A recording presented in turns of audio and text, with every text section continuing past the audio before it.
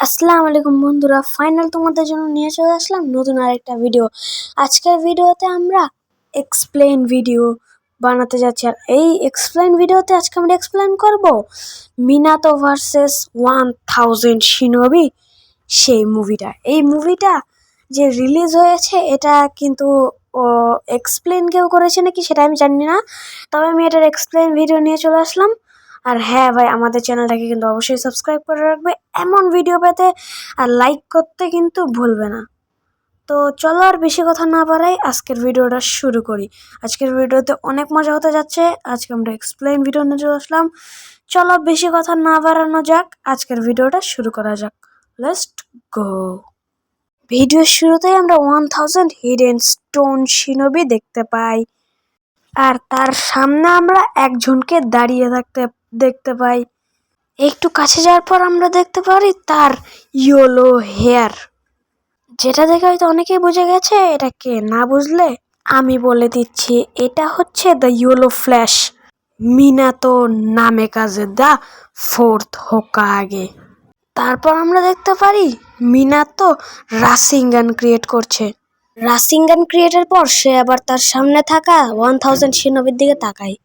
এরপর সে রাসিঙ্গান মাটিতে হিট করে, এতে সেখানে ব্লাস্ট হতে দেখা যায় এবং সে ব্লাস্টের দ্বারা সে এন্ট্রি নিয়ে সবাইকে উদুমাদম মাইট দিতে থাকে।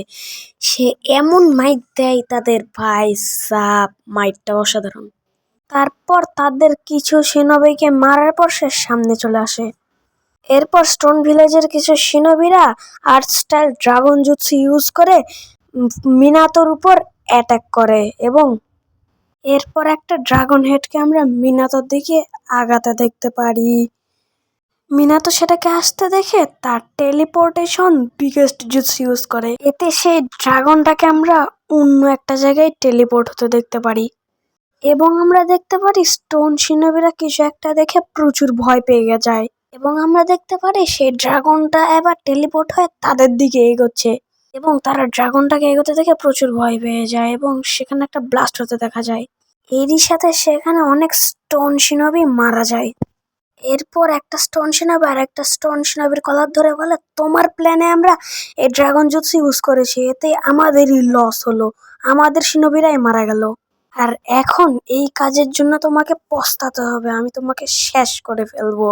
কিন্তু তখনই মিনাতো টেলিপোর্ট করে সেই শিনোবিটার মাথা একদম বডি থেকে আলাদা করে ফেলে। এটা দেখে সামনের শিনোবিটা ভয় পেয়ে যায়। মিনাতো যখন একটা জায়গায় থেমে যায় তখন একটা স্টোন শিনোবি বড় একটা স্টোন নিয়ে তারপর অ্যাটাক করে দেয়, কিন্তু মিনাতো সেটা বুঝতে পেরে আগেই টেলিপোর্ট করে সেই স্টোনের কাছ থেকে বেঁচে যায়।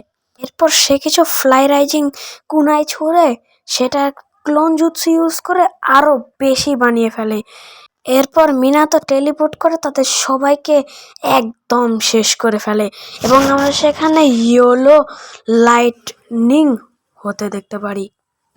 আর এরই সাথে সাথে আজকের ভিডিওটা এখানে সমাপ্ত হয়। কেমন লাগলো বন্ধুরা আজকের ভিডিও? যদি ভালো লাগে লাইক করো, কমেন্ট করো, শেয়ার করো, আর আমাদের চ্যানেলটা প্লিজ সাবস্ক্রাইব করে দিও। তোমাদেরকে অসংখ্য ধন্যবাদ, তোমাদের জন্য আমাদের ফাইনালি 200 সাবস্ক্রাইবার ডান হয়েছে।